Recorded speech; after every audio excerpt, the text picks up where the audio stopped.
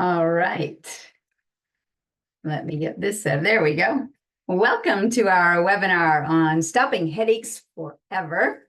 That is a goal that many people have. And then we have some people that join us that know people that have headaches that would like to prevent them from happening. And so you are welcome also, because you're going to learn a lot tonight as well. So this is one of a series of our body signals workshops where we cover a different condition each month.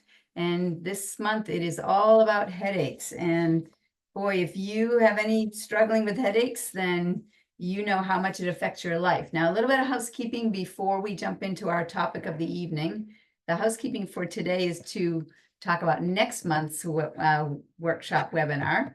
And it is all about sleep. So we're getting into that time of the year where the time change sometimes happens, and that can affect people's sleep. But even just the changing of the light, getting down into winter time and so on, this is a time of the year where sleep is often impacted. And for some people, headaches can really interrupt sleep patterns. And for some people, not getting proper sleep can contribute to their headaches. So if you have any concerns about headaches or sleep, make sure you join us for our next webinar next month. And if you want to make sure that you get notified, just send us a text sleep workshop to our text number 802-985-9850, and my team will make sure they get you on our list. Let's go into our topic for tonight. So I don't know about you, but I attend a lot of workshops and conferences, and I went to one last weekend that was amazing, had so much good content, and now I have to actually put effort in after the conference is over to make sure I incorporate what I learned. And so action is the key here. It's one thing to sit through and enjoy a presentation. It's another thing to put things into action. So I really do hope you've got your paper and pen out if you're a note taker. Just some way that when you catch something that's useful, that you're going to write it down and you're going to execute on it, that you're going to actually do it. And that's how change happens. So we're going to be definitely covering very practical things here this evening about what you can do and what you can also share with other people that you know that struggle with headaches. So, how do I see patients presenting in my practice with headaches? Well, it can be a big range. So sometimes I'll have people where they just kind of describe it as an annoyance. And for other people, it is debilitating, like lights off, no interaction for a day. They miss a whole day of their life. And for some people, it can even extend longer than that. And so during that time, they can't be the mother they want to be to their kids. They can't be the dad. They can't be the employee that they have to call out from work. They can't interact with the social things and the fun things. It just really can interrupt everything. And I don't know about you, but if headaches are annoying, chances are you're going to be a little irritable. And so you're not going to be fun to be around, and you're not going to be the best parent or friend or family member. So you know how this can affect you. And so tonight let's just see what we can do to just stop it interfering with your life.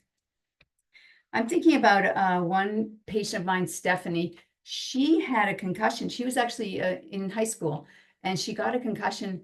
She couldn't even go to school because the headaches were so bad, and the sensory input was too much for her system.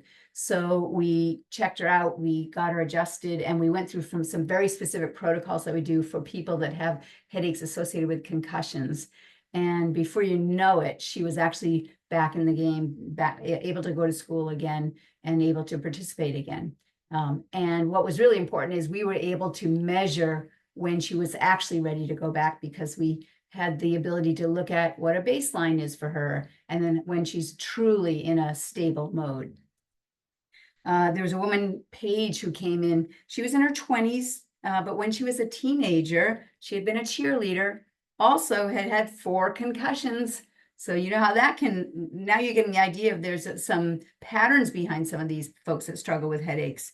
What was interesting about her is she was a real go-getter. Like, she was in a landscaping job, like working hard all day long. So you can just picture this person. But these headaches were taking her out. And what had happened for her is she actually got an HPV vaccine that triggered these headaches that just were raging for her. And that was what totally floored her. And so we worked with her in order to address the toxicities and the deficiencies and the nerve interference and where it was all coming from, get to the root of it. And once we addressed that, she was back to being her like play without stop person that she was designed to be. Mindy's a young mother of 3, again, history of concussions. So you can see how this can be a trend. Now, I also had a fellow, Gary, he was a carpenter, and he had migraines. He had migraines that would just take him out, and he had had a car accident that had triggered them. And one thing for him was he constantly had a runny nose, which you're going to learn tonight actually could be related. And so not only were we able to help him with his headaches, but his runny nose stopped as well. And he was back on the job as that occupational athlete that he was, right? As a carpenter, you need a body that's there for you. So here's what I know. Headaches are incredibly widespread. They affect nearly every age, every lifestyle, both males and females, all different occupations, students, manual workers, desk jockeys, like the whole range. And more importantly, not only does it affect our life, it can derail our lives. And it gets in the way of fun, fitness, productivity, sleep, energy. It gets in the way of life. And so the thing that is really bothers me the most is, for the most part, they're completely preventable and absolutely correctable. And to correct the problem, you first have to understand the cause. So that's what we're going to do tonight, is we're going to take a closer look at the cause. And specifically, there are 3 common types of headaches that I tend to find in the practice: stress headaches, sinus headaches, and migraine headaches. So we're going to look at each of these. I had a patient, Chelsea, again, she had 3 car accidents in a row in 1 year. Like just as we're recovering from the first one, bam, she gets hit again. And then it happened again. So you can imagine the level of stress that she was under. Well, it was stressful just trying to navigate the world with all this injury. And whenever she got overstressed, everything would be exacerbated in her. And so we got her under care, and we were able to stabilize her system and able to get her back into a functional life. Another woman, Catherine, she had fibromyalgia and headaches, and she also had digestive concerns. And again, while she was under care, we were able to help her with all of those things. Another woman, Elaine, she had sinus headaches. And I remember when she first came in, she goes, "No, you don't understand. When it hits me, when allergy season hits, like I am floored, like don't even come looking for me." And so she was under care. And the next year when allergy season hit, she said, "I can't even believe it's allergy season. I see people dropping all around me and I'm feeling nothing." So in 1 year, we were able to really get to the bottom of what she had been struggling with for so long. And then this woman, Carol, she came into the practice exhausted by 20 years of migraines. Can you imagine suffering for 20 years before finally finding a solution? So oftentimes, we do find that headaches are cervicogenic, and that's something that we're going to cover as well. Cervicogenic means generated by the cervical spine or the neck. Fancy way of saying coming from the neck. And so as again, the symptoms can range anywhere from an annoyance to downright debilitating. But it is interesting that I even have people that come in that will just call their headaches, oh, the normal headaches. The normal headaches, they call it. Okay, let's pick this apart a little bit here. Normal? Tell me this. What is normal?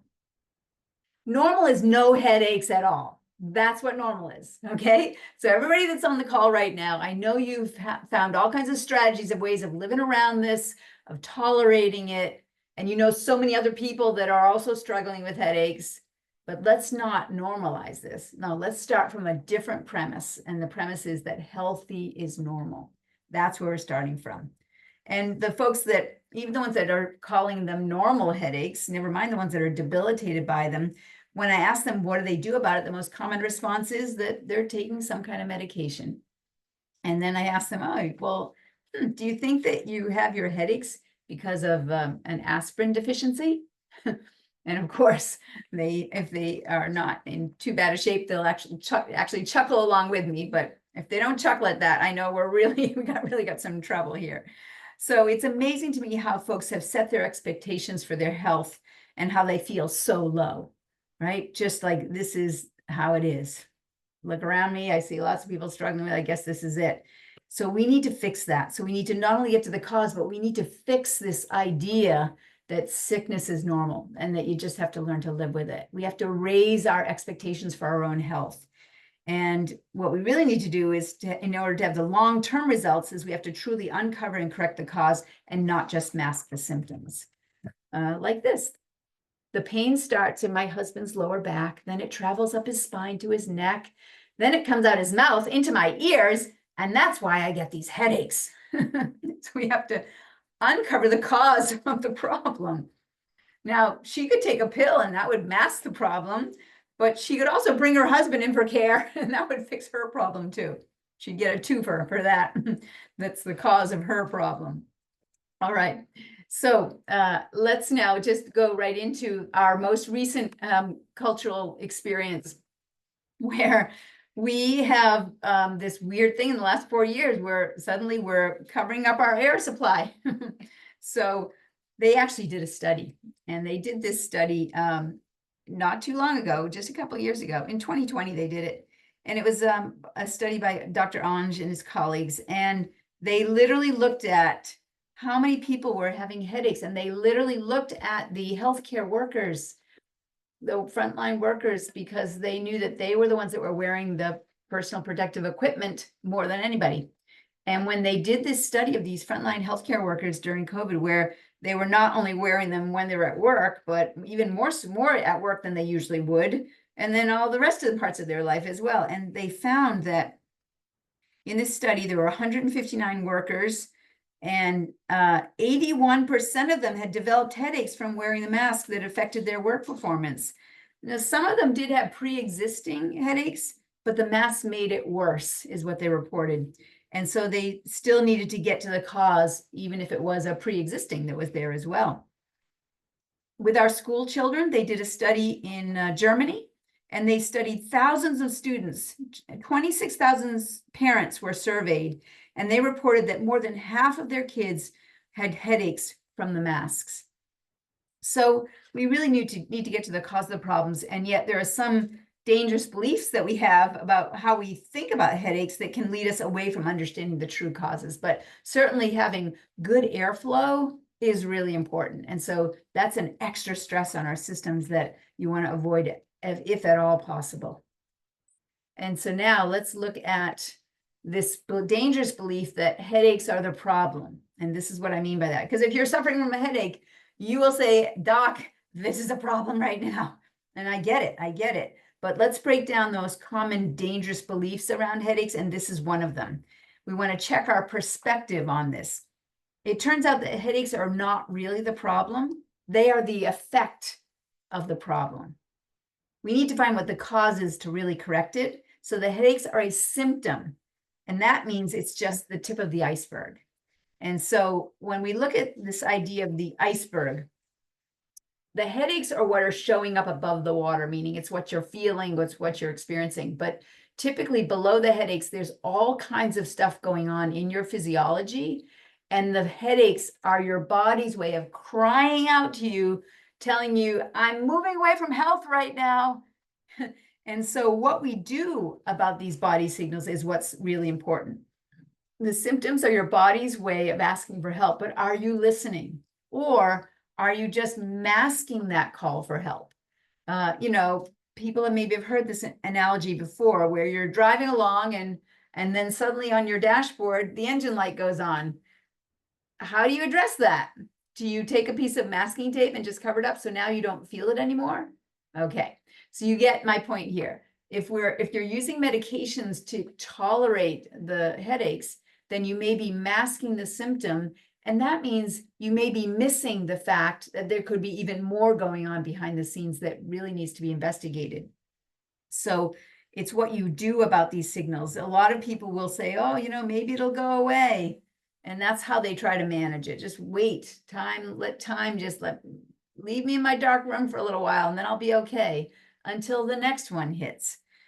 So the worst thing though is when we are taking the medications that after a while, then they don't work anymore. And then you're on a worse medication and so on and so on. So the way you are thinking about your symptoms will drive your choices, and that will drive your outcomes. So it's critical that you are thinking about your headaches in a different way and thinking of them as, okay, this is my body's way of signaling me, of telling me I need to make a change.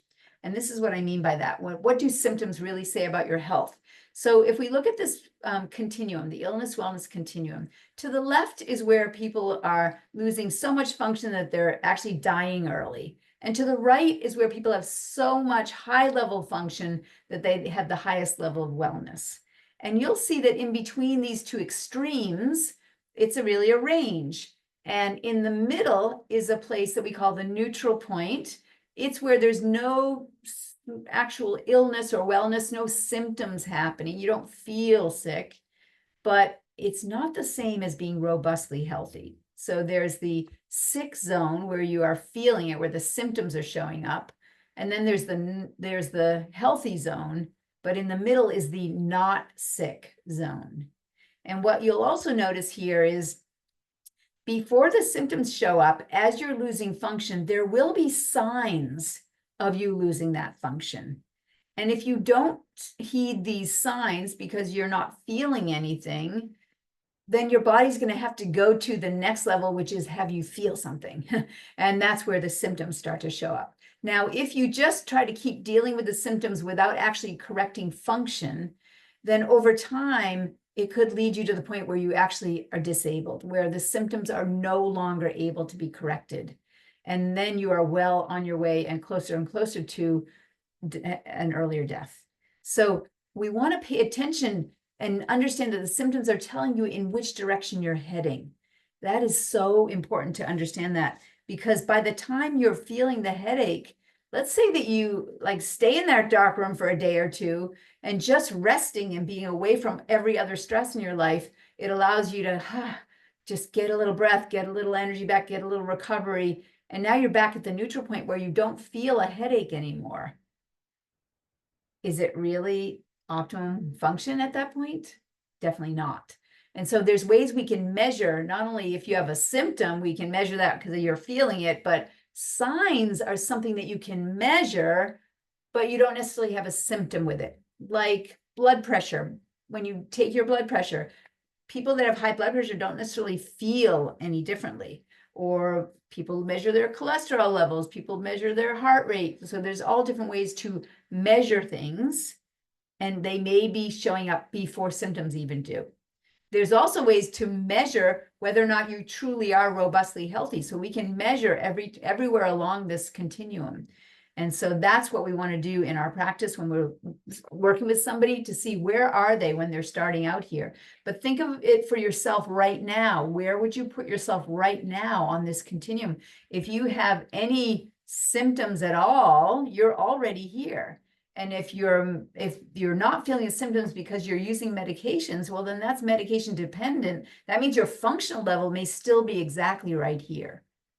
And so then if you recognize that you are here, the next question is, which direction are you heading?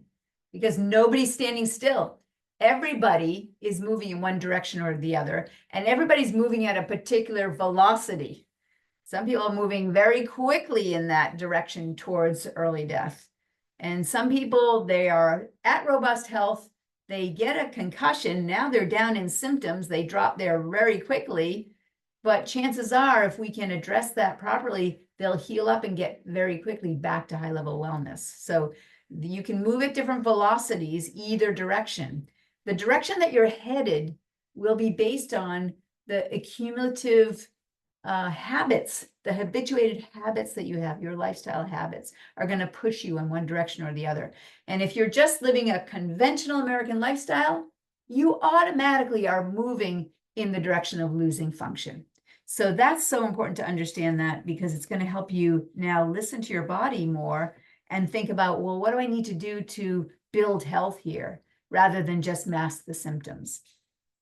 So when we talk about feeling things, the symptoms are feeling things. Let's talk about feeling versus function, because one of the things, this is really a measurement of functional level, high level function and low level function. And as you're losing function, the symptoms show up. So we have to think of this as the difference between feeling versus function. In our nervous system, it has many jobs. And one of the jobs is to feel things. So the sensory nerves are in charge of feeling things in the body. They feel where your body is in space. That helps you hold your posture. You may feel pain like headaches or neck pain, and you would feel hot and cold. That's all the sensory nerves' jobs. However, the ones that feel pain only comprise 7% of the nervous system. 7 to 10% of the nervous system, the job is to feel pain. The other 90 to 93% is running function. It's running the muscles and running the organs. The motor nerves are in charge of the muscles. The autonomic nerves are in charge of all the automatic functions in the body. So if we start to lose function and we get symptoms or signs in the motor system, we're going to have weakness or spasms or fatigue or tightness.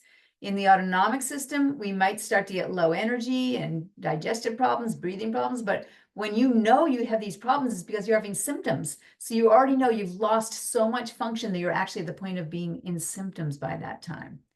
All right, so when we look at feeling versus function, it's really important to not rely on simply how you feel to determine what your level of health is. You're going to be missing potentially 93% of function that could be also going sideways, but you just don't feel it. So that's why we want to measure it. So we need to start with some better premises, because the way we've been taught to judge our health by how we feel is getting in the way of us getting the results that we want. And so we have to think about managing our health, not from our symptoms, but from getting better premises. So the first premise that I already mentioned, that healthy is normal. Healthy is normal, right? It's not normal to have a headache. Healthy is normal. Healthy is no headaches. And our body is smart. It was designed to be healthy. And the nervous system is the first system in the body that evolves in an embryo. And it actually ends up being the system that is the master system in our body that's controlling everything else. Then the spine is our suit of armor that protects our nervous system. But just like a circuit breaker, sometimes a circuit will blow. That's how I think of the spine, is like a circuit breaker where the nerves go out to all the different organ systems, the same way the wires in the circuit breaker are going to go out to the different rooms in the house. And so when there's an overload of some sort, that circuit can blow. And so the key word here is overload. And our modern life is unnaturally stressful. Absolutely. 10x all the old stresses right now. That's where we are right now. So what is the answer to all of this? Well, let's see. Drugs work. That's a dangerous belief. It's because in some sense it's true in the fact that sometimes that drug can take that pain away. So you might think it's working. I don't feel the pain anymore. But if you are looking for greater function and you're looking to be healthier, that same drug that is taking the pain away could be actually bringing some harm with it as well. So when you take a drug for your headache, does it target just the head? When you put that into your body and it goes down to your stomach and then into your bloodstream, is that medication going only up to your head, or is it dulling down all of your sensations? And so it could be actually affecting every part of your body. And no one has ever gotten more healthy just by taking more and more drugs. Never. In fact, Dr. Marcia Angel, who was the editor of the New England Journal of Medicine for about 20 years, imagine the research that went across her desk. She said, you can never medicate your way out of a situation you've behaved your way into. You'll just feel better as you're getting worse. There's some truth there, isn't there? So people, once a symptom hits and they just are, feeling the pain, where is it that most people go? They go up to their bathroom and there's this box on the wall that has a mirror on it. And what is that called now? A medicine cabinet. It's part of our architecture in our homes to actually have a cabinet for medicine. Like that's how ingrained it is in our culture to, when things go sideways, just go for the drugs. We are trained to think that way. And so they are going to be addressing the effect, but not the cause. And in fact, they may have some side effects themselves. So a lot of people, the first line of defense for headaches is to go to, the aspirin, the Advil, the Aleve, the Motrin, and other kinds of non-steroidal anti-inflammatory drugs, otherwise known as NSAIDs. And these are the go-to for drugs. And doctors widely recommend them. They've been on the market for years. The average consumer actually believes that they're just safe over the counter. They must be safe. Well, in truth, they may offer some short-term relief at best, but they actually can contribute to a long list of adverse side effects at the worst. And so while just about everyone swallows these pills on occasion, 60 million people are taking them regularly. And the cost in the US, it comes to $5 billion for both prescription NSAIDs and another $2 billion for over-the-counter NSAIDs every year. So these are some good reasons to reconsider regular NSAID use. I want to just go through a few of these things here. The GI system can be affected, so you can actually get an irritated stomach from it. And it can actually even cause ulcers, bleeding, and holes in the stomach or in the intestine. It can actually, the FDA actually announced that regular NSAID use can increase the risk for stroke and heart conditions, including increasing atrial fibrillation. I'll tell you what, there's so many more people nowadays that are getting AFib. I don't know if you've noticed that or not, but years and years and years ago, you didn't have AFib in every airport, right? Or now they even are putting them into schools. So they're everywhere. Another side effect of NSAID use is infertility. 1 out of 4 couples today have difficulty getting pregnant. And a lot of people, they know that NSAID drugs can contribute to this problem. A lot of people don't know that. And they think I'm just going to use it short term. It's probably going to be okay. But one study actually showed that 75 to 94% of women that do take NSAIDs are not ovulating. Well, you can't get pregnant if you're not ovulating. And worse, some of the women actually will develop cysts. So if you know anybody that struggles with ovarian cysts, you want to look to see, is there a correlation with using these over-the-counter NSAIDs? And so they actually they can affect fertility. And so I want to just show you another few things that this research is showing.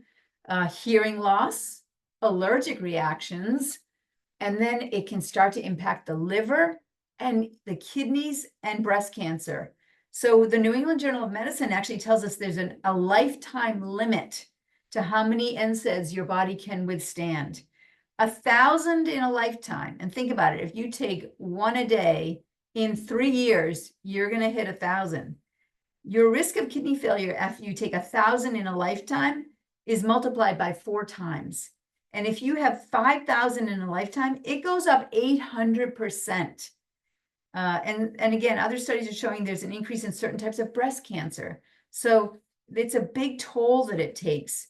And I don't know if you know this, but this month, September, is actually Drug-Free Pain Management Awareness Month. And so who do you know right now that is struggling with headaches, that's trying to manage it with drugs? Please share this with them. And if you are on this call and haven't had a chance to consult with us, please send us a text, headache or HA consult, and let's set up a time for us to chat on the phone so I can kind of get to know what your situation is, what you're struggling with, what your goals are, and then we can see if it's something that we could help you with. There's no charge for that. We're happy to just give you 10 minutes and just check in. And if you know somebody that's struggling with headaches, please pass this on to them as well. We're happy to see if we can help. So if you've been using drugs to manage this, remember, headaches are not the problem. They're the symptom of the problem. And drugs don't correct the problem. They mask the symptoms of the problem. So you still have the problem. The problem gets worse over time until the drugs don't work. And then you're on stronger, more dangerous drugs, and then more side effects. And now you have a new problem. So you might find yourself thinking, maybe it'll just go away, or you're going to try to ignore it or live around it. But typically what happens to things that you ignore, right? Okay, they get more complicated, harder to fix, and sometimes it gets to the point where you can't fix them. So when you try ignoring things, it may be a short-term strategy to consider, but it would not be a good long-term strategy because you're going to get into trouble. So you all know that taking action is the way you're going to get better results. And I don't just mean finding new ways to live around it either. I mean taking action so you can actually solve the problem. But first you have to understand the problem. So let's take a hard look at what the cause of headaches are. And first off, let's just understand that stress is definitely a big one for many people. And that stress is coming at us in 3 dimensions. So it's not just stressful thoughts that might be, maybe something really bad happened. Maybe you have a loss of a loved one, loss of a job, like a big event that happened that was stressful. But in between the big events, there are the lower level, what we call micro stresses that are bad habits and deadlines and, just bad news in general, right? Or the news in general, right? Stresses that are, disorganization, chaos, like any of those kinds of things, feeling like you just don't have control of a situation. It's just too stressful, right? We have stressful thoughts that can be one of those stresses. However, there's more to it. There's also toxins in the environment that we're exposed to. So some people are aware, if I get near someone with perfume, it gives me a headache, or there can be certain chemicals that around them that give them a headache. So they know that there's a chemical component to it. Now, certainly, you get mercury exposure, that can be a neurotoxin. That could be something that could drive headaches. So it could be a big poison toxin, or it could be low level. For some people, the artificial preservatives and additives in foods, red dye number 2, and like you can go through the whole list. There's so many toxins in our food system that we have to be aware of. And then there are traumas. So yes, there are the events where we have concussions, or we bang our head or something like that, or we get in a car accident, we get whiplash, and it comes with headaches. But then in between those events, sports injuries or slips or falls, in between those, there is poor posture, sedentary lifestyle, use of devices, wearing masks. So we have the macro traumas that certainly we'll need to recover from those. And there may be some injuries that occur from that macro trauma. But I have so many people that will come into the office and we do our history about when did these headaches start. And they realize, oh yeah, I had a car accident not long before that. And then the neck pain went away. I thought I was recovered, but then I started to get these headaches. And so the macro traumas can certainly trigger something. But if we don't recover from that acute injury and it turns into a chronic problem, then something is getting in the way of us just running our bodies properly and fully healing up from an injury. So if we don't recover from an injury within 6 weeks, then something's getting in the way typically. And so we want to uncover what's getting in the way. So these macro traumas, they can be tough in and of themselves, but they can also lead to subluxations or misalignments, jarring of the spine. Now, as I said, in between, we have the micro traumas, and the use of devices is a big deal here. And this, again, is something that affects all ages now. I mean, I see babies in their little car seats and they've got a device in front of them. So we really want to look at this whole idea of the micro traumas that can be coming from poor posture that is associated with use of devices. And, we may say, oh, it's just a little thing. Oh, don't sweat the small stuff. How many have heard that phrase? Okay, but there are some small things that we do want to pay attention to. Like viruses, we want to pay attention to those. Bullets, right? How about certain jellyfish? It's a cute little jellyfish and that stings you, right? So remember that there are little things that actually are important. And the little things, especially that are happening over and over again, like looking down at your phone for a moment, okay. But looking down for an hour and more, now you're going to be starting to have that micro stress that is going to be compromising your system. And so using laptops or tablets, mobile phones, collectively, this is actually known as tech stress. There's a name for it.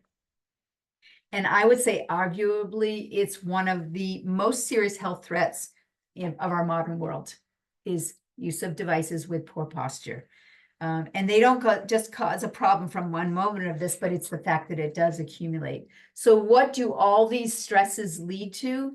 They lead to something called subluxations, where we have a misalignment of the vertebrae in the spine that leads to soft tissue damage.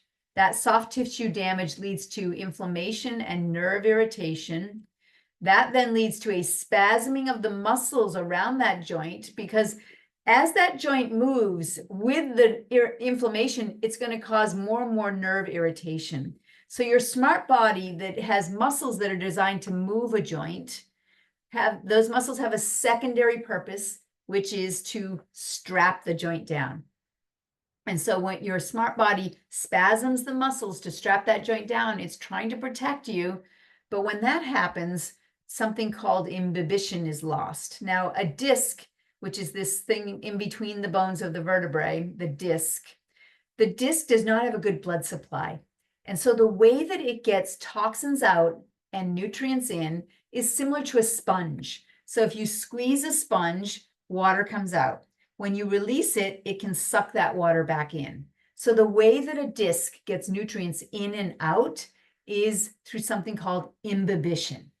And so if you strap a joint down, you now have squished down that disc, but if you're not releasing it, if that spasm continues to persist, now that disc has no way of sucking nutrients back in, and it has no way of pushing more toxins out, because it has to have a pump effect to do that. When we have the lost imbibition, we also have, from the muscle spasms, joint fixation. And that means the joint is no longer moving. Now, in every joint, we have something called mechanoreceptors. These are nerve endings that specifically are there to carry messages right up to the brain to keep the brain aware of where your body is in space. So proprioception is that sixth sense that we have, which is knowing where your body's in space without looking. So I could look at where my hand is, or I could close my eyes and I still know exactly where my hand is, because of proprioception, because the mechanoreceptors in every joint are sending a message to tell my brain where my body is in space. If we stop moving a joint, we no longer get the mechanoreceptors firing. And now the brain is saying, what's going on down there? I'm not getting signaling to tell me what's going on. And the brain will start to go into a stress response because of that. So we literally will see accompanying prolonged subluxations and elevation of stress hormones in the body.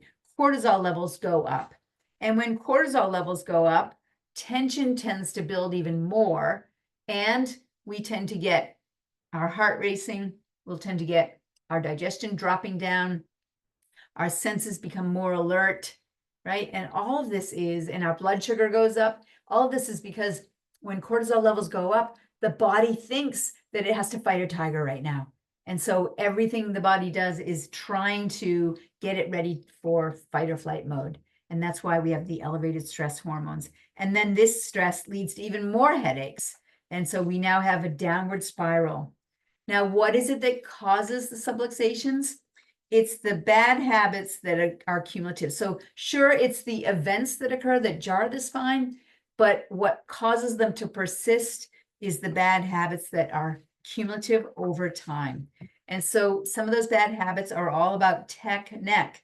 So if you have a cell phone, right, think about that. Just start to count on one hand. All right, I have a cell phone. And anybody that has more than one cell phone, I actually know people that do, one for work and one for personal, right? So if you have two cell phones, you're going to have two. And think about in your family. Do any of your kids have cell phones? How many is that?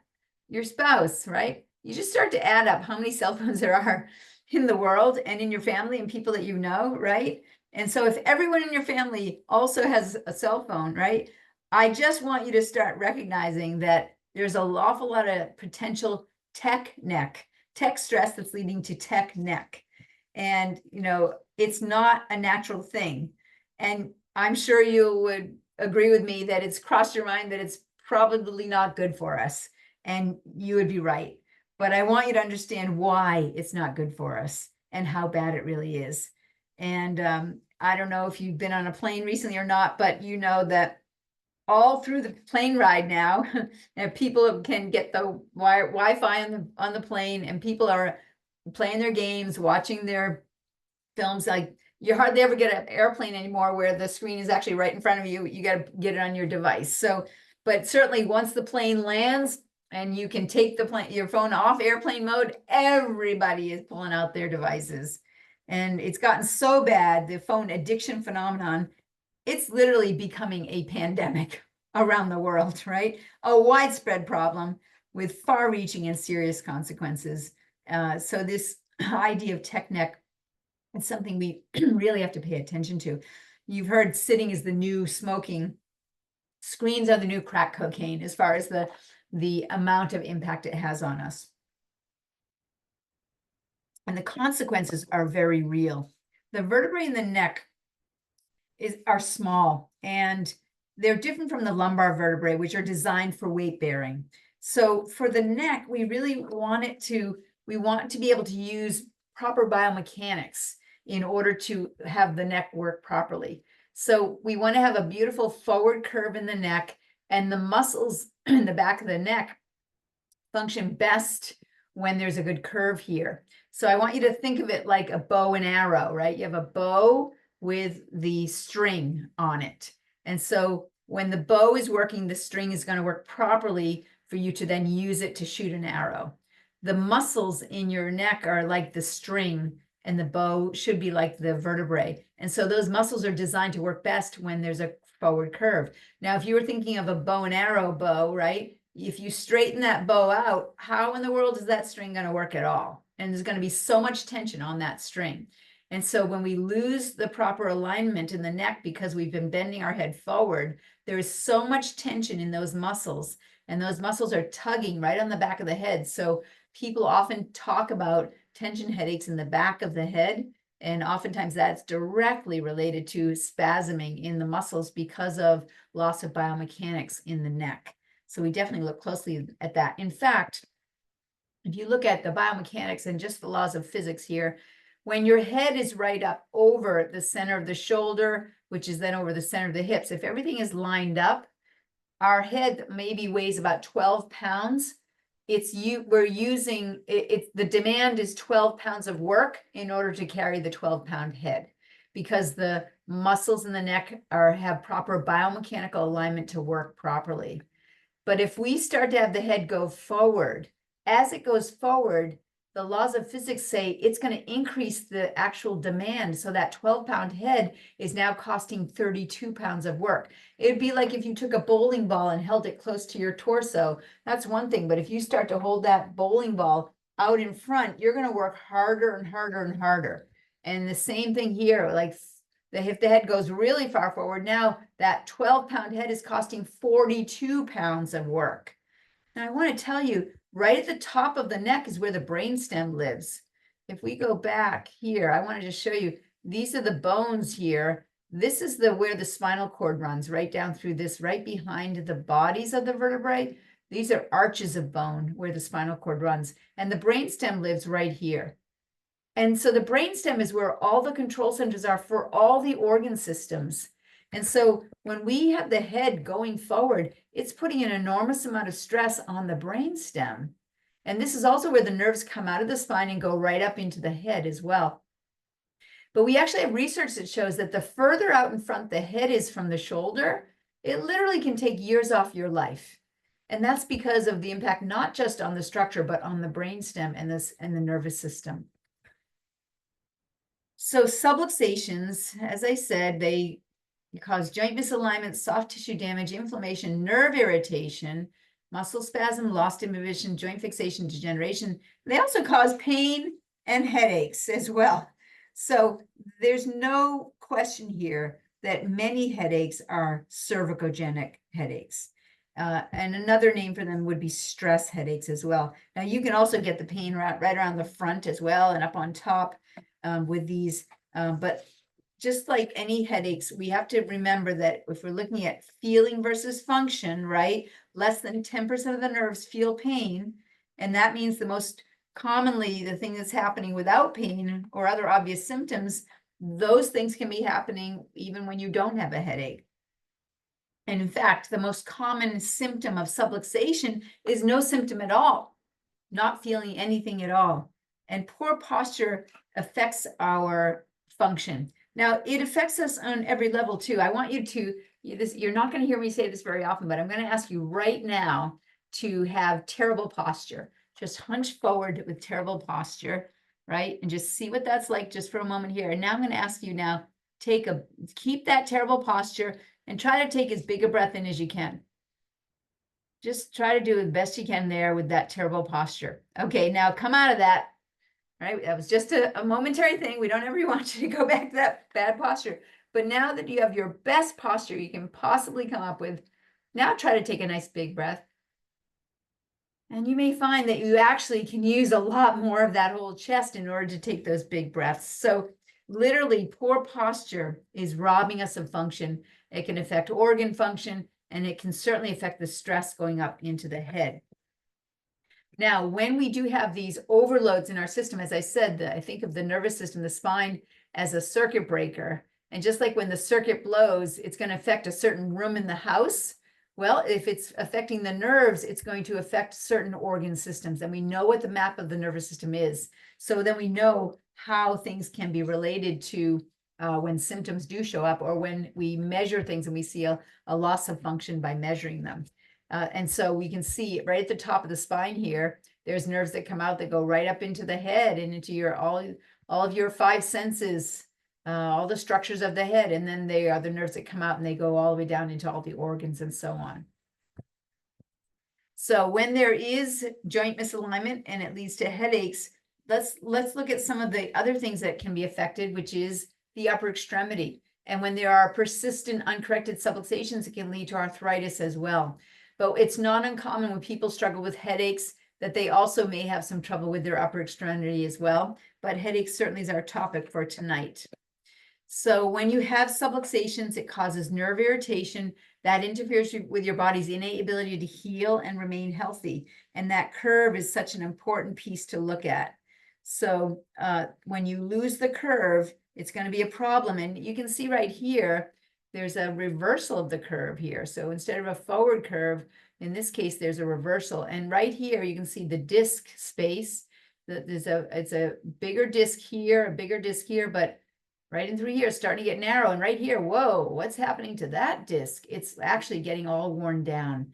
And the nerve comes out from between the bones there. And so that's where there can be irritation on the nerves. The disc could be herniating out. So it can be really troublesome. And if we see this getting thinner, the reverse curve is putting a lot of stress on the spine, and the micro traumas are going to add up.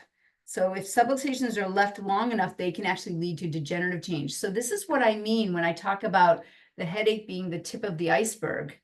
What if you were getting that headache because your brain is telling you have to make a change here, and you're masking that symptom and continuing all those behaviors that have gotten you into trouble?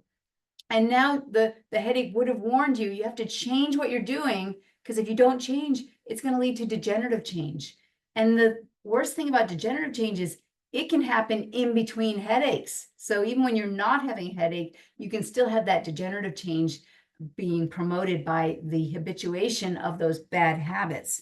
So when we look at headaches, it can lead to not only the headaches can then be associated with this reversal of the curve in the neck, but the reversal of the curve in the neck and the stress on the spinal cord and the nerves can lead to other things, such as pain going down into the arm, or things like loss of bladder or bowel control, or nerve supply to the heart can be affected. The vagus nerve can be affected. So these are always things that we want to look to the neck for if we're seeing any of these happening. Oh, and especially with headaches, we're always going to look to the neck for the cause of headaches as the very first thing.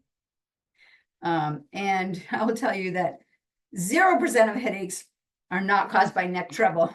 0%. I always find them associated with that.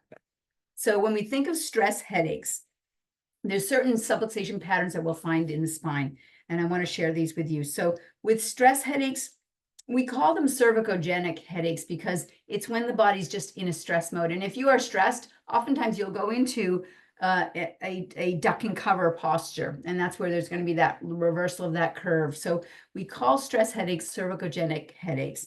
And I believe the statistics show probably 80% of headaches actually are cervicogenic. And the subluxations can be found anywhere in the cervical spine, C1 through C7, and there are 7 cervical vertebrae, so basically in this area, but also upper thoracic subluxations can also contribute to cervicogenic headaches. So we're going to look at the whole upper half of the spine, and it tends to be a physical cause. It tends to be posture related. So people think it's from that stress that they're experiencing that they're thinking about, but it's actually going to be related more to poor posture because of the stress that we're thinking about has us go into this defeated posture, this stressed physiology. We call it fight or flight posture. Now, if we look at sinus headaches, it's a little bit of a different story here. And so remember, we talked about the circuit breaker and where the nerves go. Let's look closely at the map of the nervous system and notice that the nerves that come out of the C2 area are the ones that oftentimes come up and affect the sinuses. So C2 is a very common area of subluxation when people struggle with sinus headaches. And then C6 and C7 can also be part of that. That can affect a lot of the lymphatic system. The thymus gland is in the upper chest, the thyroid, the throat, the lymphatic system in the throat, heart and lungs, and so on can be affected by this C6 and C7 area. We think of sinus headaches as being more of a chemical stress because they may be being affected by allergies, something like that, or breathing in some sort of noxious fumes that get this infection going in the sinuses. And so oftentimes we think of it more as a chemical stress. And then, oh my gosh, migraine headaches. You know, a migraine headache is, you know, I would say that it's like a 10x headache. Like when you start to get the migraine piece happening, right? A migraine is a headache at 10x. It's got the light sensitivity aspect to it, and you just cannot function through it. You just need a dark room. And some people, they also come in talking about how they don't necessarily have pain with their migraines because they're ocular migraines. They're visual disturbances. We're going to find actually the same patterns of subluxation with an ocular migraine as we find with a painful headache migraine. And so these are the areas we find. It tends to be kind of the C6 to T3 area. C1 and 2 also, so the upper cervical for sure, but also it's going to be more in these lower cervicals and upper thoracics. And 9 out of 10 times, these folks, they're going to have a reversal of their cervical curve. But also, it's interesting that the low back innervates the intestines, which can be a toxicity that's causing migraine headaches as well. So we do look closely at the lumbar spine, and oftentimes this can be a hormonal piece as well. There are women that will notice that migraines are cyclical with their menstrual cycles. So the hormonal aspect here, the area of the spine that controls the reproductive organs, is this middle of the lumbar spine here. So we do look at L1 and L2 areas very commonly as a piece of the patterns for migraine headaches. Now, there is another dangerous belief that we better cover here, which is the idea that people are told that there's nothing that can be done. So often I hear this from folks, and it really is so distressing to me because there's nothing that could be further from the truth. And so what do we do to help folks with headaches? What can we do, and what do we do here in the office? We use a 3-legged stool model. So we start with breaking the bad habits that are causing and recreating the subluxations over and over again. So these are things like how to eat, how to move, and how to think. And so I want to cover with you, I want to unpack each one of these a little bit. So, but just as an overview, it's going to be breaking the bad habits, adding specific exercises that are going to help to remold the proper curves in the spine and work with the posture, and then the specific chiropractic adjustments to correct the subluxations that may have been caused by both traumas and jarring of the spine, as well as the cumulative effect of the bad habits and the poor posture. You know, if you go to the dentist and they find a cavity, well, it's one thing for them to fix the cavity, but they better teach you how to brush your teeth, right? Now, what if they found the cavity and all you did was just go and brush your teeth, but they never actually corrected the damage from the cavity. So really, we have to look at it as a three-legged stool model here: breaking the bad habits, adding the specific exercises, and the chiropractic adjustments. So if we look at the first one on how to eat, so there's some key things here that can be specifically associated with headaches that we want to look at. So first of all, we want to look and test for any trigger foods. An anti-inflammatory diet or a low histamine diet sometimes can be very useful for folks that struggle with headaches. So that's definitely something to look at if you're thinking about, like, what can I do myself right now as soon as possible? This would be a really good place to start, is really looking at what foods you may be eating that could be triggering things. And then I like to also test for tissue-specific nutrients. So the body may have toxicities or it may have deficiencies, and we're going to need to address both of those. So looking at what this individual person may need for tissue-specific nutrients. And I just want to see if I put the slide in. Yeah, I do. So I'm going to just tell you in a moment about some of the supplements that are commonly found. Now, shifting from being a carb burner to a fat burner can actually help to stabilize any low blood sugar. And sometimes people will get headaches from low blood sugar. So if you can actually start to remove the carbs from your diet and lessen the carbs in your diet, that's going to help you to shift into being more of a fat burner than a carb burner. When we think of a wood stove, we better have that flue set up for taking all that smoke out of the house. But when you think of a propane stove, you can turn that right on, and the propane doesn't emit any it burns very cleanly, whereas wood is going to burn dirty. And so carbs burn dirty like wood, whereas fat burns clean like propane. So if you're eating a lot of carbs, then you've got a lot of toxins that your body has to manage. And carbs also keep us in a cycle where we're going to burn through carbs within 2 hours, and then we're going to have to eat again. And if we don't, then we're going to have that low blood sugar, which can lead to headaches. So the more that you can shift into fat burning, the better. If you want some more guidance on that, just let me know. If you're here in the practice, we're happy to help you with that. Now, we also want to look at the immune system and hydration. Now, if you have a sinus headache, remember that the sinuses get filled up with mucus. And so the body needs fluid. It needs water in order to accomplish all of the different interactions that occur. The chemical reactions need water as a base. So we need to stay hydrated. If we don't have enough water, our body has to have a plan B on how is it going to take care of the movement of fluids in the body. So it's going to create mucus as a way to substitute for not having the water that we need. And so if you struggle with sinus headaches, you want to really be well hydrated. That's going to be one of the most important things to do. And I remember teaching Elaine that. She said it was like night and day how much that helped her to stay hydrated. And so same thing with immune system function. We want to see if you struggle with sinus headaches, we want to look at what do we need to do to get that immune system stronger, looking at any toxicities, deficiencies that may be interfering with that. We also, if you have migraines, we want to look at the endocrine system, the hormonal system. Again, it can be very much related to that. So looking at toxicities, deficiencies there as well. And for some people, we may look at a heavy metal detox also, because it may be some heavy metals that are neurotoxins that are creating brain inflammation. That is one of the root causes of their problem. And then we have to look at a new complication in the last few years, which is a reaction to the COVID shots. So for some people, we do need to clear this and test specifically for individuals to see what's needed. And then another factor also is wearing masks. So I definitely had people in the practice that had a direct correlation with mask use and triggering their headaches. And the reason for that is it does alter the CO2 oxygen balance. And one of the most common side effects for wearing masks, along with a host of others, is headaches. So definitely keep this in mind. And the most common nutritional deficiencies that we find with headaches are magnesium. This is a big one. And also, well, with magnesium, remember that magnesium is related to so many things in the body. Cardiovascular diseases, hypertension, type 2 diabetes, osteoporosis, asthma, PMS, migraine headaches, there it is right there, and depression and anxiety all can be related to a deficiency in magnesium. So that's definitely a piece that we would want to look at. And then phosphorus is another one.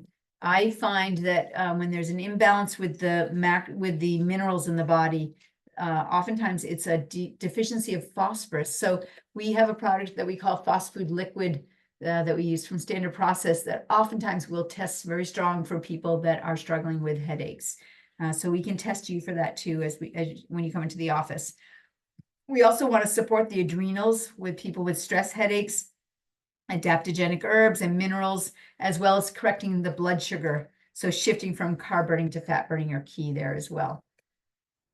Now we also have to look at how you move. So the three ways that we look at the bad habits is how you eat, how you move, and how you think. So when we think about how you move, right, we definitely need to look at what do we need to do to break the bad habits of your posture. We have to look at how are you moving during the day, or how are you not moving during the day? Perhaps you're being too sedentary and you're just on your devices and screens way too long. So we want to look at posture. We want to teach you the best practices for sitting posture, standing posture, sleep posture, tech posture. And that's also including reading and knitting and craft work posture. And then we also want to think about how you move to include burst exertion exercise. And so once things have stabilized and we can turn the stress switch off, then adding in more of that burst exertion exercise can actually help as well. And then we also want to be, and so again, we're going to look at posture and burst exertion exercises once you are stabilized. I want to show you one exercise that is really good for the neck and the upper body. And that is the one that's called the life extension exercises, also known as You Will Love This. YWLT is the acronym that we use for that. So in order to do this, come do it with me right now. You're going to raise your arms up in a Y shape is the first one. And your arms are going to be right in the same plane as your head. So your arms are not out in front. They're right up next to your ears, but wide like a V. So that's the Y letter. And then you're going to point your fingers as far out into the sky as you can, stretching up, and take, about 20 seconds in each of these positions. And for every round of sitting, for every 2 hours of sitting, you're going to do one round of the life extension exercises. So about 20 seconds, maybe a couple of breaths in and out in order to do this one. The second position is W, which is taking your arms and making them like a W, where you're going to try to put your elbows right into your back pocket. All right, so elbows into the back pocket as strongly as you can. That's that W. And then 20 seconds there. Then the L is when you are bending your elbows. See if I can, there we go. So you have this shape. And the key thing is that your arms are going to be back. So you're going to feel your scapula pinch together behind you, your wing bones in the back pinching together, so that when you are looking straight ahead at the horizon, you can't see your fingers wiggling in your peripheral vision. That's how wide you want them. And if you can't get there yet, just keep working with it. And then finally, T is when you have your arms straight out to the side. And again, just pointing those fingers straight out, palms up. And that's your T, 20 seconds in that posture. And try to just point your fingers as far away from you as you can. All right, so that is our life extension exercises. Again, you're going to do that if you're in front of a monitor. If you're sitting for more than 2 hours, you're going to stop and get up and make sure you do some life extension exercises. And you want to do them at least twice a day. So, you brush your teeth to extend the life of your teeth. So you could do your life extension exercises the same time that you brush your teeth, just so you already have a habit, and just add that to that habit so that it's easier to get it done. That's the life extension exercises. And you're going to just combine this with all the other corrective exercises. So if anybody needs to take a picture of this to remind them, YWLT, You Will Love This. You want to get a screenshot of that. All right, so that is those exercises. And then finally we have think right, how you eat, how you move, and how you think. So when we talk about how you think, right, we want to make sure that you're thinking about ways to deal with stress more effectively.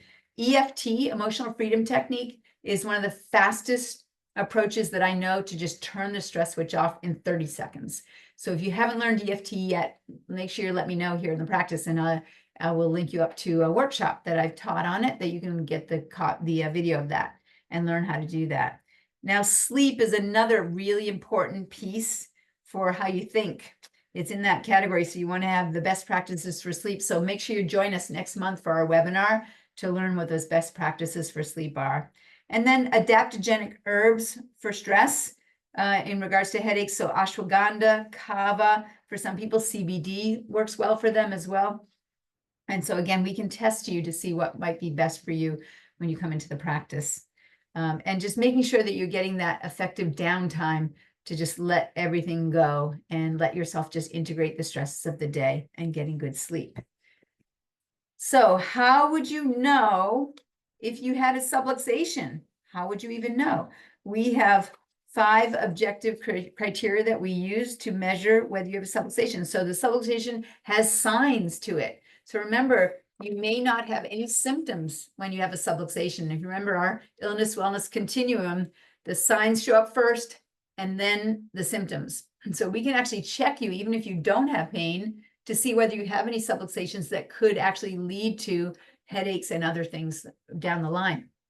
And the way we do that is we do instrumentation, which is going to be measuring the nerve supply to the muscles, the nerve supply to the organs. We're going to look at how well you're managing the stresses that you're under. We also will look at motion palpation. So I literally will check the motion in the joints, and I can feel where it's fixated. And that fixation is where there's that little micro muscle spasm that's holding onto that joint. And that's where there could be a subluxation. So check if there's no motion in that joint, that's one of them. Even just static palpation, just with your body still, I can measure if that vertebrae feels like it is out of alignment. And then visualization is looking at your posture. So you could even do this with your loved ones. Just have them stand with equal weight on both feet, looking straight ahead, and look to see, are they centered? Is their head level? Is their shoulders level? Are their hips level? And then looking at them from the side, where is their head? Is their head being carried out in front, or is the center of their head right over the center of the shoulder, which is right over the center of the hip and right over the center of the ankles? So that's what we want to be seeing for a healthy posture. And then the X-ray is going to show us whether or not there are good curves in the spine. It's also going to show us whether or not there's any degenerative change in the spine. I have people that come in that have no neck complaints at all, and we look at their X-rays and we can see they have a loss of the curve and they've got degenerative change, and they didn't even have any symptoms. So we definitely want to see what's happening in the spine so we can know what is going on, how long has it been there, did we catch it in time, is it correctable, and if it is correctable, how long is it going to take to correct? So the X-rays help us a lot with that. And then, so finally, just as a summary, remember, it's breaking the bad habits, adding the specific exercises, and then it's getting the chiropractic care. So we have that analysis of exactly what's happening in your spine. We have the analysis of how it's affecting your function. And then we also would analyze what bad habits you need to change and the easiest ways for you to change them and what exercises you need. So that's what we do in our office in order to get the best results.